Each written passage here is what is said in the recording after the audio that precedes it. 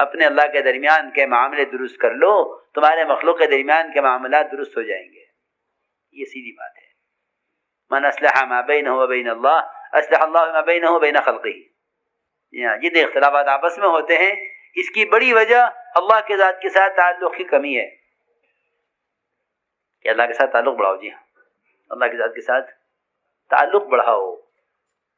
یہ بنیادی چیز ہے کہ داعی تو اللہ کے بندوں کے درمیان رابطہ ہے.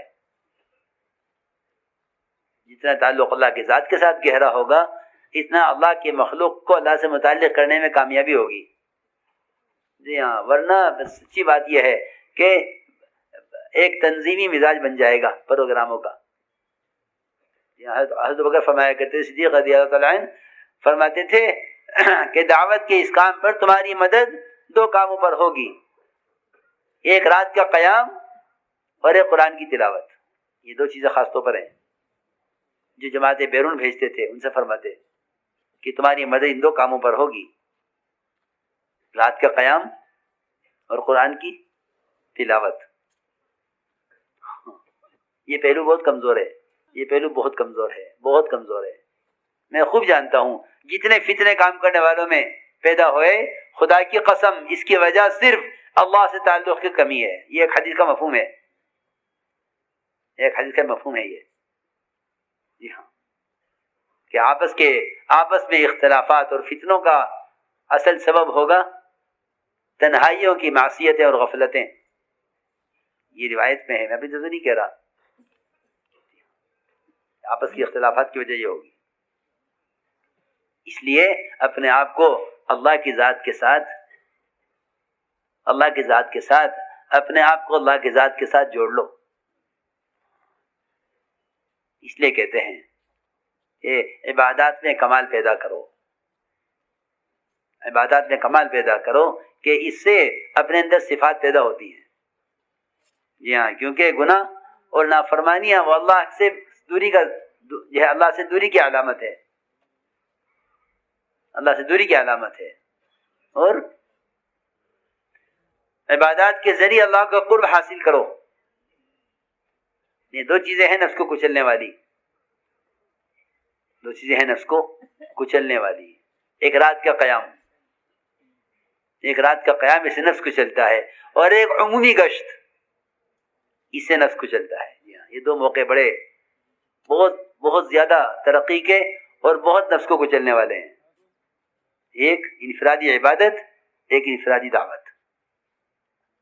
یہ عمومی گشت اور رات کا قیام، یہ دو چیزیں لازم کر لو. اس میں بہت کمی ہے، ہم نے خوب غور کر لیا. جو عمومی محنت کے میدان میں نہیں ہیں، جی ہاں اللہ مجھے معاف فرمائے، حفاظت فرمائے، وہ فتنے کا شکار ہیں. حضرت سے پوچھا گیا تھا، حضرت یہ تو بتاتے جائیے ہمیں کہ کس قسم کے لوگ اس کام سے محروم ہو جائیں گے. سنو، عجیب سوال تھا ایک صاحب کا حضرت سے کہ اس کام سے محروم کون ہو جائے گا. حضرت عجیب بات فرمائی اور واقعی اللہ کی طرف سے تھی. حضرت نے فرمایا دو قسم کے لوگ اس کام میں نہیں چلیں گے. ایک تو وہ جو اس کام کی اصلاح کریں، ایک تو وہ جو اس کام کی اصلاح میں لگ جائیں کہ کام کی اصلاح کرو. دوسری وہ قسم جو کام کرنے والوں کی اصلاح میں لگ جائے گی. جی ہاں، یہ دو قسم اس کام میں نہیں چل سکتی. جو کام کی اصلاح کریں یا کام کرنے والوں کی اصلاح کریں. کہ دیکھو آسان بات ہے، کام تو خود مصلح ہے، یہ تو اصلاح کرنے والا عمل ہے. جب اپنے پیر کی اصلاح کرے اس کی کیا اصلاح ہوگی؟ کام تو خود مصلح ہے، سیدھی بات ہے، کام تو خود مصلح ہے. جی ہاں، اپنے آپ کو اس کام کے طریقوں کے اصول کے حوالے کر دو، کام اصلاح کرے گا. دوسری وہ قسم جو کام کرنے والوں کی اصلاح کرے کہ نہیں، کام اپنی اصلاح کے لیے ہے. جی ہاں، کہ اپنا اہتمام کرو، اپنے آپ کو متہم کرو، اپنی ذات کا اہتمام کرو اور اپنے آپ کو متہم کرو. تو عمل بھی اپنے اوپر اور اہتمام بھی اپنی ذات کا. بس اس لیے میں نے عرض کیا کہ یہ ہے راستہ اور یہ ہے مزاج اس کام کا. کہ اپنی اجتماعیت کے اسباب پیدا کرو تاکہ اللہ کی نصرتیں نازل ہوں. لیکن بڑی بڑی نصرتیں اجتماعیت کے ساتھ ہیں، اور اس اجتماعیت کا بنیادی عمل مشورہ ہے. بنیادی عمل مشورہ ہے. مشورے کو لازم پکڑ لو، مشورے کو لازم پکڑ لو. جی ہاں، مشورہ اصل ہے. مشورہ اصل ہے کہ مشورے کو لازم پکڑ لو. اس مشورے کو نماز کی صفت پر لے آؤ. نماز کی طرح ہے مشورہ، کہ نماز کی طرح مشورہ ہے. جیسے نماز میں اہتمام سے جڑتے ہو، ایسے مشورے میں اہتمام سے جڑو. کہ آؤ مشورے میں، آؤ مشورے میں اور رائے دو مشورے میں. مشورے کو نماز کے ساتھ بیان کیا ہے اس کی اہمیت کے لیے اور اس کا طریقہ بتانے کے لیے کہ سارا مشورہ نماز کی صفت پر ہے. سارا مشورہ نماز کی صفت پر ہے. اس لیے میرے دوستو عزیزوں، یہ ہے کام قربانیوں سے آگے بڑھنے کا. یہ ہے کام قربانیوں سے آگے بڑھنے کا. اللہ نے کام کو قبول کر لیا ہے. جی ہاں، اب تو کام کسی کی ذات پر محدود نہیں، کام کسی کی ذات پر موقوف نہیں ہے. کام کسی کی ذات پر موقوف نہیں ہے. یہ کریں گے تو ہوگا نہیں. میں تو عرض کر چکا شروع میں کہ صحابہ وہ ہیں اللہ نے منتخب کیا ہے صحابہ کو آپ کی صحبت کے لیے اور آپ کی نصرت کے لیے. ان کے بارے میں فرما دیا کہ اگر تم اس دعوت کے کام سے پیچھے ہٹو گے، ان تتولوا کا مطلب یہ نہیں تو نماز چھوڑ دو گے، تم ذکر تلاوت چھوڑ دو گے، یہ نہیں ہے. ان تتولوا یستبدل قوما غیرکم، تم نہیں کرو گے تو ہم دوسروں کو لائیں گے. ثم لا یکونوا امثالکم، پھر وہ تمہارے جیسے نکمے نہیں ہوں گے. یہ مطلب ہے، تمہارے جیسے نکمے نہیں ہوں گے. اس لیے ہر ایک کے لیے محنت کا میدان ہے. ہر ایک کے لیے محنت کا میدان ہے. کوئی کسی کے ذات پر موقوف ہے ہی نہیں. گشت مجھے کرنا ہے، تعلیم میں مجھے بیٹھنا ہے، مشورے میں مجھے آنا ہے، انفرادی دعوت مجھے دینی ہے، ملک کے تقاضے پر مجھے جانا ہے. ہر ایک کا اپنا کام ہے، کرو. طریقہ کار کے اختلاف سے کام سے محروم ہو جاؤ، یہ کہاں کی عقل مندی ہے؟ میں اس میں مثال دیتا ہوں اس کی. جی ہاں، مسجد کمیٹی اختلاف ہو گیا. مسجد کمیٹی میں اختلاف ہو گیا کہ مسجد کا مینار 2 بنے یا 1 بنے. سنو، مسجد کمیٹی میں کیا ہو گیا؟ اختلاف. جی ہاں، 10 آدمی کمیٹی میں 5 کہہ رہے ہیں کہ 1 مینار بنے گا، 5 کہہ رہے ہیں 2 مینار بنیں گے. تو بتاؤ کوئی گنجائش ہے کہ بھئی یہ کمیٹی میں اختلاف ہو گیا ہے، ان میں اتفاق ہو جائے گا تو نماز پڑھیں گے؟ نماز سے کیا تعلق ہے مینار کا؟ بولو. ہاں، اختلاف ہو گیا، وہ کرے. یہ انتظام ہے، یہ کام ہے. نماز کام ہے، نماز کام ہے. نماز تو اس اختلاف پر موقوف نہیں ہے کہ کمیٹی کہہ رہی ہے، آدھے کہہ رہے ہیں 2 مینار بنا دے کر 1 مینار بنے. بنا کرو، ہمیں کیا مطلب اس سے؟ نماز کے لیے تو اللہ نے زمین بنائی ہے. نماز کے لیے تو زمین بنائی ہے نا. جعلت الارض مسجدا، کہ میرے لیے تو ساری زمین سجدگاہ بنا دی گئی. یہ اس امت کی خاصیت ہے.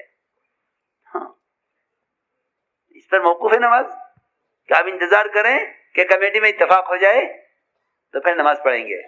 جی ہاں، بالکل صاف بات ہے کہ جس طرح عبادت وہ مسجد کی تعمیر پر موقوف نہیں ہے، اس طرح یہ دعوت کا کام بھی کسی جزوی اختلاف پر موقوف نہیں ہے. کام کرو، کیا کرو؟ کام کرو. جی ہاں،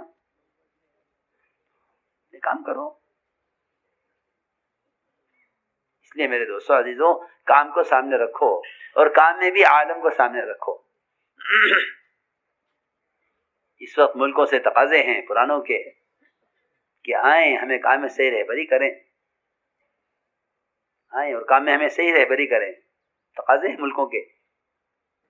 اگر پرانے آگے نہیں بڑھیں گے تقاضوں پر تو پچھلوں کے اندر استعداد پیدا نہیں ہوگی. اصولی بات ہے.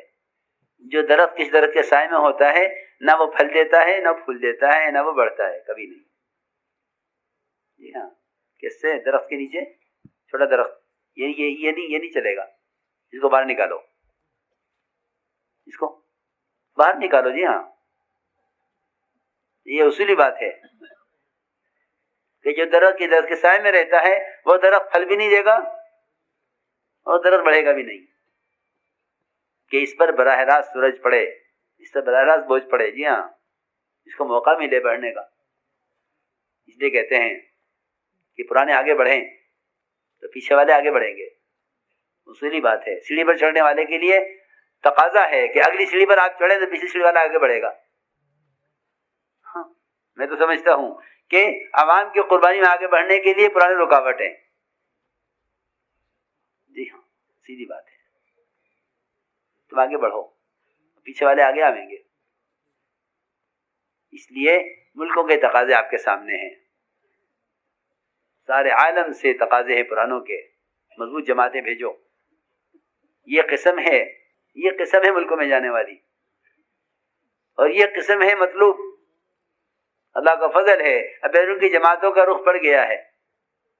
امت کو اس کا کام کرنا ہوگا، اس کا احساس ہو گیا کہ ذمہ داری عالم کی ہے. صرف تبلیغ وقت لگا کے دین سیکھ لینا ذمہ داری نہیں ہے.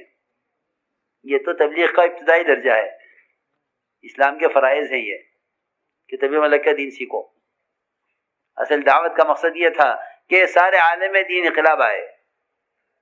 امت کی ذمہ داری یہ ہے. کلمہ نماز کا سیکھ لینا تبلیغ سے، یہ تبلیغ کا ابتدائی درجہ ہے. اس امت کی ذمہ داری بے اعتبار عالم کے ہے، بے اعتبار امت کے ہے. اس لیے سارے عالم کو سامنے رکھ کر قدم اٹھاؤ. پرانے مطلوب ہیں، پرانے اس کے لیے مطلوب ہیں کہ پرانے ہیں وہ عزم کریں ملکوں کے لیے. کیونکہ اس امت کے مال کا سب سے بڑا مصرف جو ہمیں ملتا ہے سیرت میں، کہ اس امت کے مال کا سب سے بڑا مصرف اللہ کے راستے کی نقل و حرکت ہے. سب سے بڑا مصرف اس امت کے مال کا، سب سے بڑا مصرف. اور ایسا مصرف ہے کہ صحابہ نے قرضوں سے بھی نقل و حرکت کے تقاضوں کو پورا کیا ہے، مقروض ہو کر.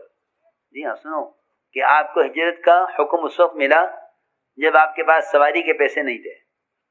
سواری کے پیسے نہیں تھے، نکلو. اس وقت ہجرت کا حکم اس وقت آیا جب سواری کے لیے انتظام نہیں تھا. سواری کا انتظام نہیں تھا. ابوبکر رضی اللہ تعالیٰ عنہ نے آپ کو سواری پیش کی، فرمایا نہیں ابوبکر، ہم سواری اپنی لیں گے، آپ کی نہیں. اتنے احسانات حضرت ابوبکر صدیق کہ سب کے احسان کا بدل دے سکتا ہوں سوائے ابوبکر کے. لیکن نہیں، ہجرت ہو رہی ہے، اس میں اپنا مال. آپ نے مدینہ منورہ پہنچ کر اس سواری کی قیمت ادا کی ہے. سواری قرض پر گئی ہے. جی ہاں، سنو، ہجرت قرض پر کی ہے. تو پھر لوگوں کا کیا ہوگا جن کو اللہ نے صلاحیتیں دی ہیں، مال دیا ہے، اسباب دیے ہیں، ہم ان اسباب کو دعوت پر نہ لگائیں؟ کہ یہ تو بڑی ہلاکت اور یہ تو بڑی ناکامی کا راستہ ہے. اس لیے کہا کہ اپنی صلاحیتوں کو دعوت کے تقاضوں پر صرف کرو. یہ اللہ تعالیٰ کی طرف سے برکتوں کا اور اللہ تعالیٰ کی طرف سے ترقی کا یہ ذریعہ ہے. اپنی صلاحیتوں کو دعوت کے تقاضوں پر صرف کرو. یہ اللہ تعالیٰ کی طرف سے برکتوں کا اور اللہ تعالیٰ کی طرف سے ترقی کا یہ ذریعہ ہے.